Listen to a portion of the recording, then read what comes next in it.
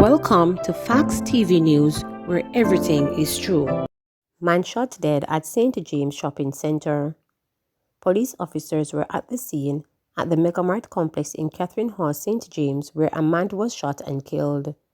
The man is yet to be identified, but was seen wearing a black t-shirt, blue jeans, short pants, and a camouflage color Crocs. He is of light complexion and sporting a number of tattoos. Information received is that the man was exiting one of the places of business on the plaza when he was pounced upon by unknown assailants. He was shot multiple times before the perpetrators of the crime fled the scene. The incident had led to an interruption of business on the complex, which houses a Mega Mart, Jamaica National Bank, and an Island Grill restaurant. Curfew extended in sections of Kingston Western Division. The curfew that has been in effect in sections of Trenchtown community in the Kingston Western Division since February 15 has been extended to 6 p.m. Saturday, February 19. The boundaries of the curfew remains as follows. North along 11th Street from the intersection of Greenwich Street and 11th Street using an imaginary line to the intersection of Pole Vault Pathway and Coliseum Drive. East along Coliseum Drive from the intersection of Pole Vault Pathway and Coliseum Drive to the intersection of Coliseum Drive and 7th Street. South along 7th Street from the intersection of Coliseum Drive and 7th Street to the intersection of 7th Street and Greenwich Street. West along Greenwich Street from the intersection of Greenwich Street and 7th Street to the intersection of 11th Street and Greenwich Street. During the hours of the curfew, all individuals within the boundaries of the curfew are required to remain within their premises unless otherwise authorized in writing by the ground commander. 2 shot, 1 fatally in Manchester. A man is dead while another has been rushed to hospital following a shooting incident in an area known as Texas in Greenville on the outskirts of Mandeville on Thursday. Preliminary reports are that about 6 p.m., gunmen opened fire on people in a bar in the community. Sources say the dead man is believed to have been the target of the attack. Police investigators are investigating. 3 men arrested in 1.75 million ganja bust in Portland. 3 men were arrested as police seized approximately 250 pounds of ganja in Portland on Thursday, the second major ganja bust in the Eastern Parish this month. Reports are that lawmen acting on intelligence were conducting spot check on the main road in search of firearms and illegal drug about 2:45 p.m. when a green and red 1984 Leyland motor truck was stopped and searched. According to the police, the vehicle was found to contain 5 black boxes containing several parcels of ganja wrapped with brown masking tape. The ganja reportedly weighed approximately 250 pounds with a street value of about 1.75 million. 3 men were arrested in connection with the seizure, the second major ganja bust in just a week, after which police have linked the illicit gun for drug trade between Jamaica and Haiti. On February 19, the Portland police seized 315 pounds of ganja at the Sunshore Fishing Beach.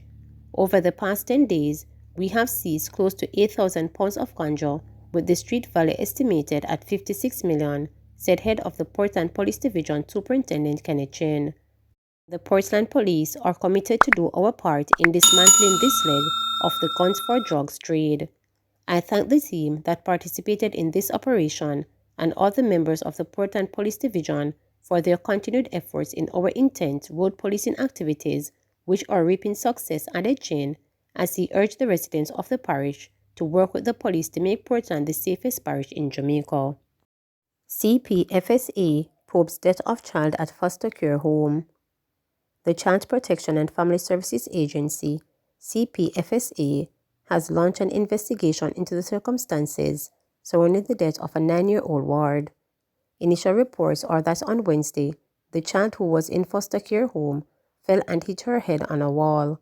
She became unresponsive and was rushed to the Cornwall Regional Hospital, where she was pronounced dead. The matter was reported to the police, who have since launched an investigation. The agency has also begun its own inquiry into the circumstances surrounding the child's death. Meanwhile, 3 other children who were also in the home have been removed and are receiving grief counseling. CPSA added that its preliminary report of the matter has been submitted to the Minister of Education and Youth. This is a most unfortunate and regrettable incident. We deeply regret the death of this little girl and the circumstances in which she fell. The ministry and its relevant agency are investigating the circumstances, and every effort will be made to prevent a recurrence, Minister of Education and Youth Favour Williams stated. CEO of the CPSA, Rosalie Gay-Gage, also expressed regret at the child's death. We are really saddened at the passing of one of our children while in care. This little girl was described as outspoken and intelligent with a curious mind. Here is another child gone too soon, not achieving her full potential. It really pains our hearts. We eagerly await the results of the police investigation, even as we have begun our own, she added. She also noted that the agency is in dialogue with family members of the child. The Office of the Children's Advocate has also been advised of the incident. Female Gangsta used clean cups to do her dirty work, says witness. Stephanie Christie, the sole female accused among the 33 alleged members of the Klansman gang now being tried, orchestrated the elimination of individuals who were thought to be a threat to the leadership of purported head of the gang, Andre Blackman Bryan. According to witness number 1, who is being led through the recording of phone calls between himself and gangsters inside and outside prison, she taped, Christie did this using the police, making it clear that the police in this instance was not a corrupt cop, but were individuals who were working to dismantle the gang. The witness said Christie, in the interest of ridding the space of any challenges to Bryan's leadership to ensure that when he was released from jail, he had free rein, would give the cops credible information. This credible information would be details about crimes for which their own cronies were responsible. According to the witness, Christie had vowed that she was going to use a particular club to clean up top banks and area in Spanish Town under the thumb of the gang. According to the witness, the accused Lamar Simpson, otherwise called Sickhead or Brains, was one of those to be taken out. Sickhead was holding onto money that never wanted to go out as she wanted it to get rid of him, the witness claimed, adding that the cleanup job, for which Christie was responsible, would see to it that the men who were not loyal to Blackman would be taken off the street.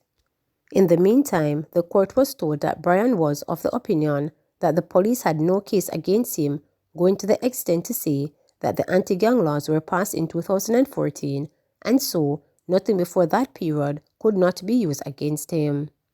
No injuries following discharge of firearm at UWI campus. The University of West Indies Mona campus has stated that no one was physically injured after a licensed firearm was discharged on the campus on Tuesday, February 15. The release stated that the incident took place about 6:55 p.m. and that the Mona police and the campus police were quickly alerted and the situation diffused. An investigation was launched into the incident. We intend to share and update with the public as soon as we receive report from the police. As we continue to work together to keep our campus community safe, we urge all members and visitors to continue to monitor their environment and report any suspicious activities to any member of the campus security team, the UWI said. Another bus taxi fare increase looming. Minister of Transport and Mining Audley Shaw hinted Thursday that there will be an increase in bus and taxi fares in the near future.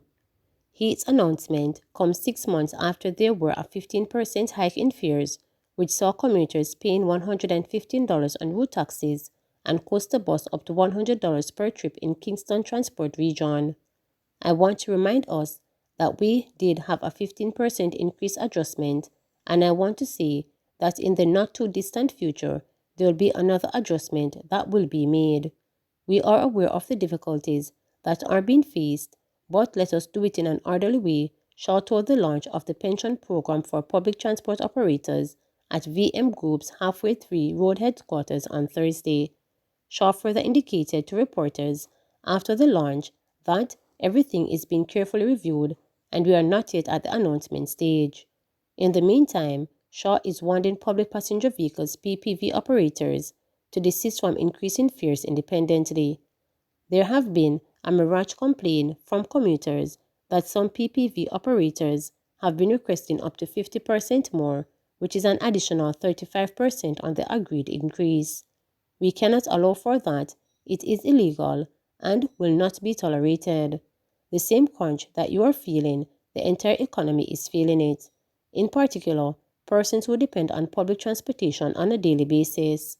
The Transport Authority and the police will be doubling efforts to clamp down on overcharging, argued Shaw. The minister also stressed that daily reports have been received about price gouging on license plates and badges numbers of operators who indulge in the illegal act have been submitted. Let's just use the opportunity to self-regulate. We are also seeing a lot of PPV drivers committing traffic offences as well as operating vehicles with illegal lights. This practice must stop, he added. Commuters are encouraged to report overcharging to the Transport Authority at 888-991-5687 or WhatsApp 876-551-8196. Collective approach needed to overcome COVID-19, says Bartlett. Tourism Minister Edmund Bartlett is calling for a more collective and inclusive approach among countries globally to overcome the coronavirus COVID-19 pandemic, particularly in relation to vaccine access.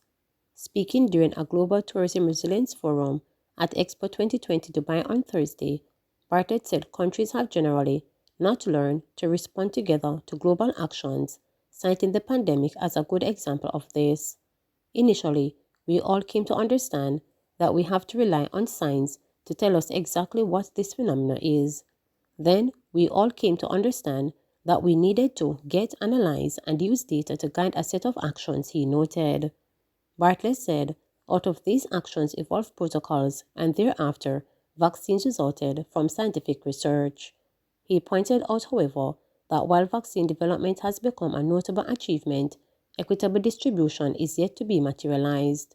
So, we have a situation where 10% of the world have 80% of the vaccines, and even today, when several strains have come and gone with the possibility of more to come, a sizable portion of the world is still less than 20% vaccinated, the minister lamented. Bartlett maintained that the rate of economic recovery and return to normality are conditional on the level of vaccination and the extent to which COVID-19 protocols have been applied. So, where we find that the drive for my recovery supersedes the drive for our recovery, the world has been a setback. And that's the real issue. What we really want to see out of this effort is that the resilience building for recovery should not be selfishly undertaken, because we all will recover if everyone is included in the recovery process, he emphasized. 59 new COVID cases in Jamaica, 2 more deaths. The Ministry of Health and Wellness reported 59 new COVID-19 cases and 2 deaths on Thursday, bringing the infection total to 127,436 and total deaths to 2,771. The new cases comprised of 32 females and 27 males with ages ranging from 4 months to 99 years.